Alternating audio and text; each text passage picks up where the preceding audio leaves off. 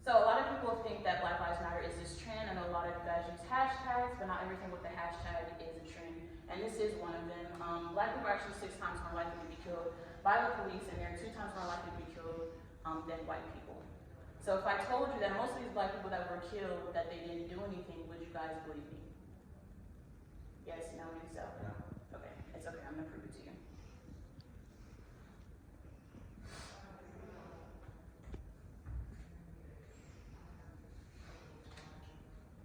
So I'm not gonna go through all of these names, but there are a list of names of people and why they were killed. So this is Rashard Brooks. He fell asleep in his car and was blocking the drive-through window at a fast food restaurant. They shot and killed him. And he also faced 11 charges, including felony and murder. This is Daniel Prude. He had a mental episode and kind of had a breakdown, and he actually went out running in the street, and instead of actually trying to talk with him and get him in a calm state, he was killed. We are all familiar with George Floyd. The police officer kneeled on his neck for 8 minutes, all over because they thought he was trying to sell a counterfeit $20 bill, and he died. Breonna Taylor was sleeping in her home. She had nothing to do with anything. They were actually after her boyfriend at the time. Also had nothing to do with anything. They barged in and they started shooting and they killed her. Same with Miss Jefferson. The police officer says he knocked on the door, but they did not get a response after he knocked on the door, and so instead of waiting for that response, he walked in, and he just started shooting. So the list goes very, very long. All of these people shot for absolutely no reason, all people who are of color. So, my question to you is that why are black people being killed in their sleep? Why does it take for them to be doing nothing for them to die? But a few years ago, a guy named Dylan Roof shot up this church. It was a Baptist church, and he killed 9 African Americans. They did not tackle him, they did not shoot at him, they walked him out peacefully, and they got him food after. Does that make any sense?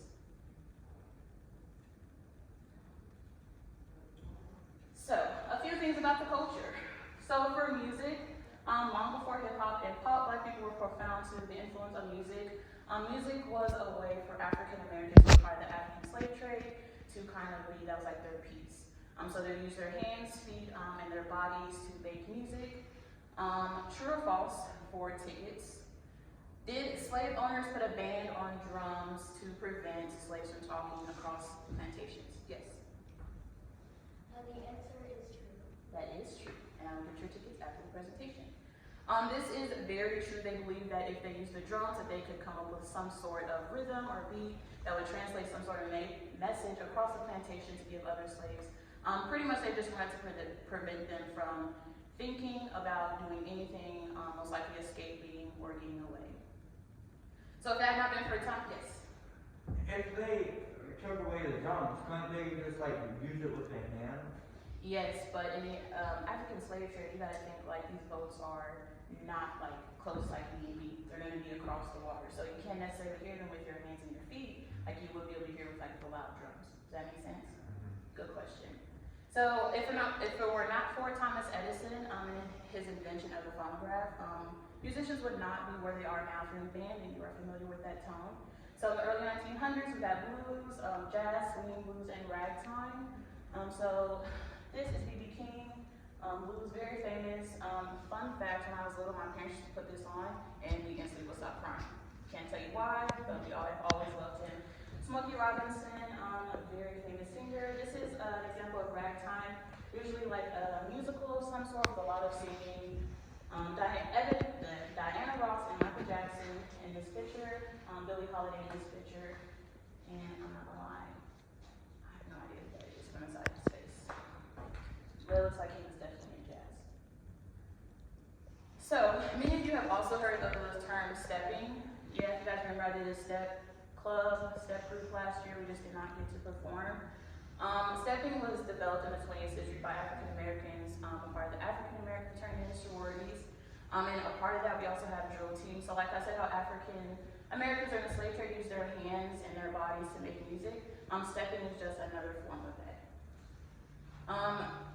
I think it's important that you guys know that there are African American sororities and fraternities.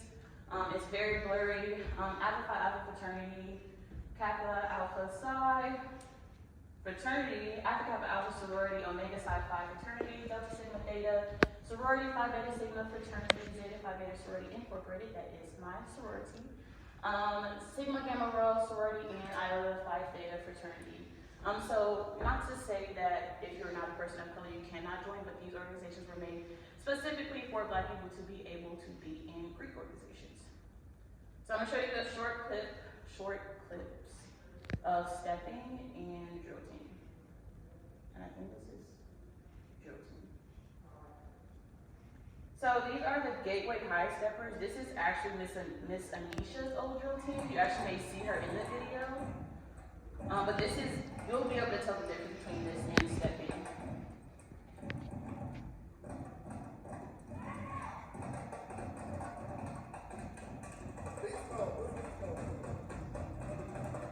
And with drill team, you kind of have kids of all ages, whereas stepping is more older kids. You'll see some little babies in here dancing as well.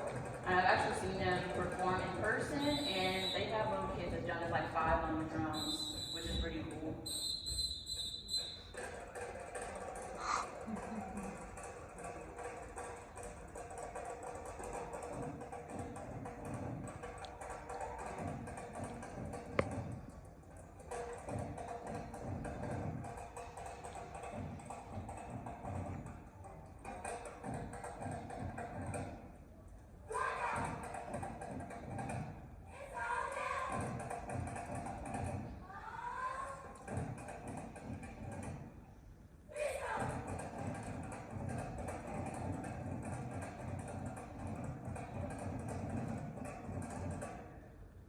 So most times they will perform in like parades around the city. They will do things, it's very popular. I don't know if a lot of you guys have been to 18th and Vine. If you went to the Euro League Baseball Museum with me, then you have been on that street. But that's a very popular street for them to go and perform as well. And they just, it's like a part of just what they do. Friday's not emergency. Sorry, no, it was a commercial.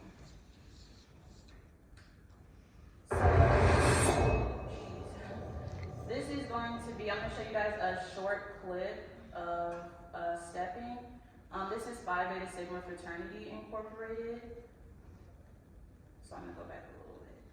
So with stepping, they usually go top.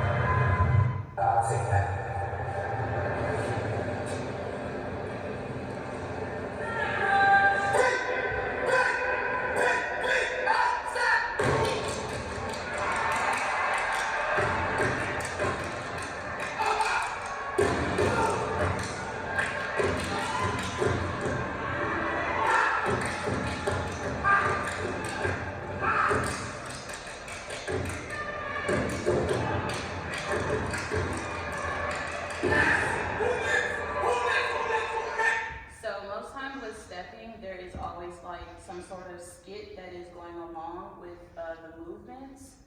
And a lot of them have signature movements. So you saw one, there was one part where they were moving their legs really fast. That's called Sigma Walk. And fun fact, Phi Beta Sigma and Zeta Phi Beta are like brother and sister fraternity. We're like constitutionally bound. So we actually too know how to Sigma Walk. So that's like a signature thing. If you see a Sigma, if you see a Zeta, you can also tell by just the way that they dance and they move. So fashion, Black culture is by one of the biggest, largest influences. Oh, sorry, I lost my earpod. I know again. Okay. One of the biggest influences from the Black industry, from their clothes to their hair to their nails, we have pretty much dominated the fashion world. So you got 90s, look, very popular. My guy right here, fur, matching was very popular. He has a pink phone that actually goes with this outfit as well. My girl Flojo is a very big inspiration on my nails. She is the fastest woman in track. And it is said that women wore red on their nails as like unified with all women, so they know that we're all together, because you think women in sports was not really seen, and so this is a way for them to come together as one. You got the grill, very popular for men and women, baggy clothes, and he looks like he's like from the 70s, just cut a little bit. So cultural appreciation. So what is appreciation? It's the act of showing gratitude or thankful or recognition of something. Cultural appropriation, or appropriation in general, is the act of taking possession of something. Oftentimes we do it without permission. So the difference between these two, I think it's easier to show examples, but for a way that the internet put it is like, say you practice or you study really hard for a test, and the teacher gave you an F, and then someone copied your exact words and gave you an A. It's kind of what cultural appreciation and appropriation is. So, appropriation. Baby hairs are very big. It was first known to be started in the Black community, of course, and so we do not need others to show us how to do baby hairs or to try to mimic. The best way to go about this, if you're trying to mimic a hairstyle, just say, hey, I like your hairstyle, and move forward. Not necessarily this picture, but this photo may definitely trigger someone or offend someone. I understand what he was going for here, but this is appropriation.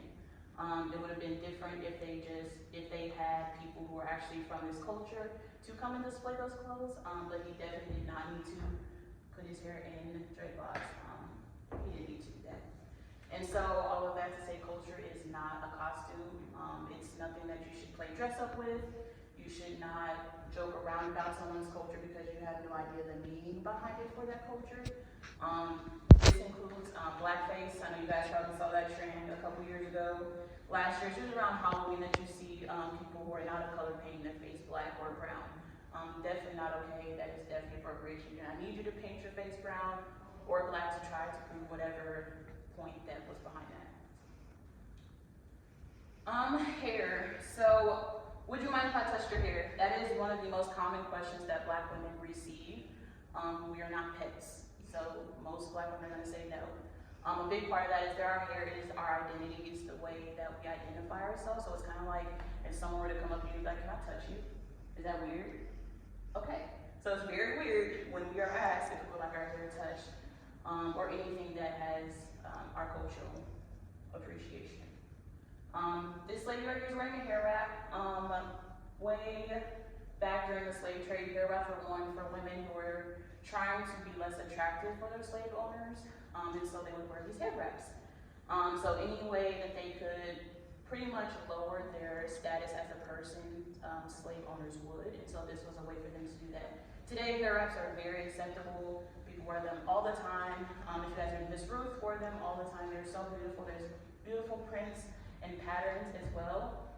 So fast forward to the work industry today, it is still not acceptable to wear your hairstyle in just specific styles depending on the industry that you work at.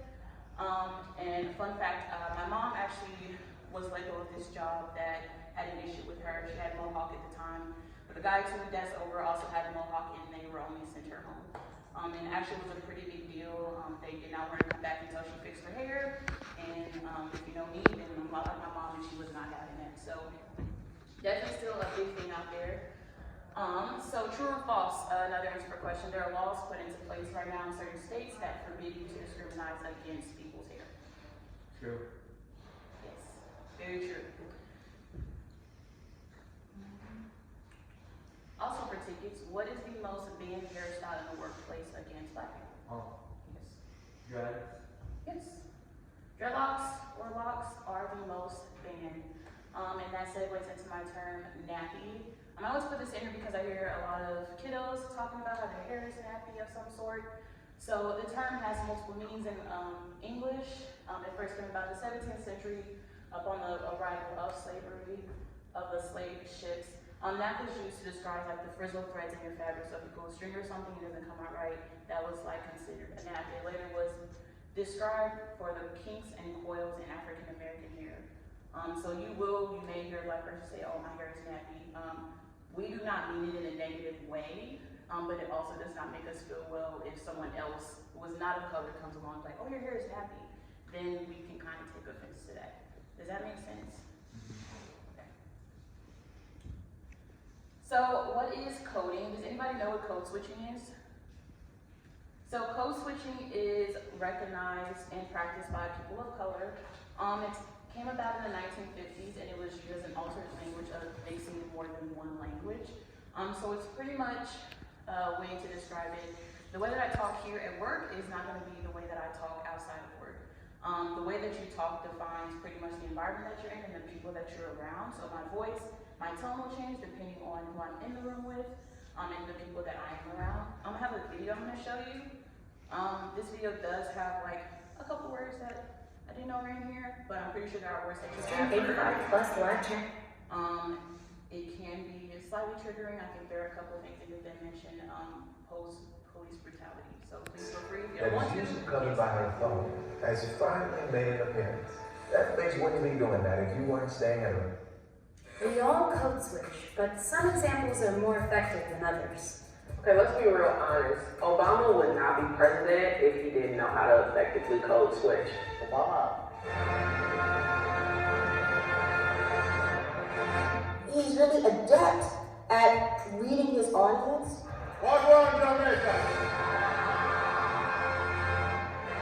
And then putting forth an American English that they can relate to. So what is code switching?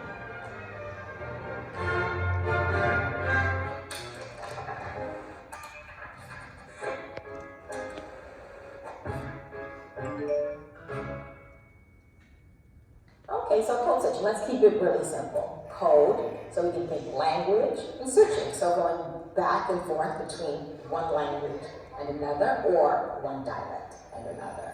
Meet Professor Renee Blake.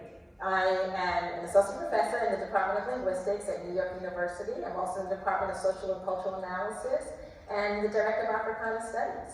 Say that 3 times fast. Oh, you're fine.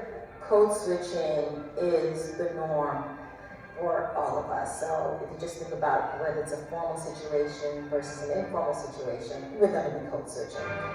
Usually people think of it in terms of language. So here I am speaking, and I'm speaking not only with words, but I'm also speaking with my face, I'm speaking with my hands. But code switching often has higher stakes for Black people. I think it's clear why Black people specifically feel the need to code switch. This is Taryn Finley. She's the editor of HuffPost Black Voices. Our Blackness isn't accepted in a lot of spaces that are critical for our success and our survival. A lot of times we have to dilute and we have to put on a mask. It's a bigger leap for someone who speaks African American English versus someone who speaks a language that is closer to mainstream English, the language of those in power. But when a Black person can't effectively code switch, the result can be catastrophic. The 2013 George Zimmerman trial was a painful reminder of that fact. He was charged with second-degree murder in the shooting of Trayvon Martin. Rachel Gentile was the prosecution's star witness and a close friend of Martin's. And when she testified, she was not code switching. I asked when her man looked like he looked like a creepy ass trucker. She took the stand and it became clear that the public wasn't judging the facts of her story. They were judging her language. I don't think she came across as brutally honest. I think she comes across as brutally ignorant. Every time she opens her mouth, her credibility gets chipped away and chipped away. Ultimately, Zimmerman walked free. But the ability to code switch isn't always enough to avoid disaster. Case in point, Sandra Bland. Bland was stopped for failing to signal a lane change. You seem very irritated. I really am. She's speaking a form of standard or mainstream English. Step out of the car. But yet, the conversation escalates and goes badly very quickly. Get out of the car! I will light you up. Get out! Now! Get out of the car! Get over there! And so here what I think is happening, and what we seem to understand, is that there's something about the Black expression that is different or can be misconstrued. Despite her ability to code switch, Bland was arrested. She was later found dead in her jail cell. Our Blackness inherently says trouble in a lot of white spaces and a lot of public spaces. That's why so many people feel threatened and want to call the cops when they see a black person doing something as benign as waiting for a business meeting to start at Starbucks. So it sounds like racism is the root cause of all of this. We haven't, as a country, confronted racism and really got into the roots of why we code switch, why we feel like we have to straighten our hair in order to get a job, even if we don't want to.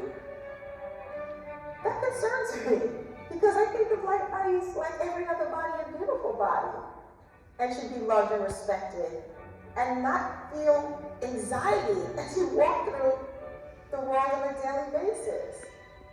I know I feel that anxiety, because I do want to be accepted by the world in which I live. Code switching can help black people navigate white spaces, but at the end of the day, it's not enough to overcome racism. Code switching and respectability politics don't protect us all the time.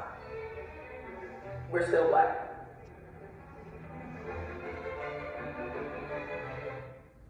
Okay. They said in a very yes. What's up? The police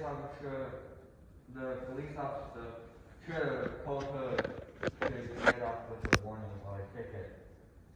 Yeah, pulling the gun out on her, in the way that he pulled the gun out probably was not necessary. Historical black colleges, I think it is important that you guys know that there are HBCUs out there. These were colleges made specifically for black Americans that had a chance to higher education. Way back when the slave trade was going on, black people were supposed to be seen as uneducated and not knowledgeable, and they pretty much just wanted them to not have the opportunity to gain that education. So the first two colleges were established in Pennsylvania, Ohio in the 1800s.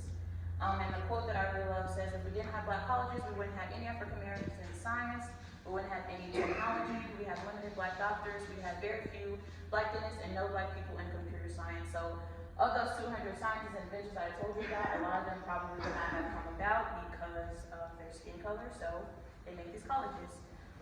Look at my notes real quick. There are a few famous colleges I think it's important that you guys know. Spelman College is a college for all women. That was actually the college I really wanted to go to. Howard University, Xavier University of Louisiana, Tuskegee University, Morehouse College, which is an all-male college, and Hampton University. So in conclusion, black people have played a very big major role in the world today. With a lot of the inventions and all of the things that are now socially acceptable. Yes, you should be learning about black history in school, and yes, you have the right to ask your teachers why you're not learning about black history. You can challenge them because it is their job to educate you. And the black community is still fighting to be seen and to be heard. Just because we get a month of the whole year does not mean that we are actually celebrating that month. A lot of us actually have to fight for that celebration to even take occur. And please don't forget, it's appreciation. We don't want appropriation.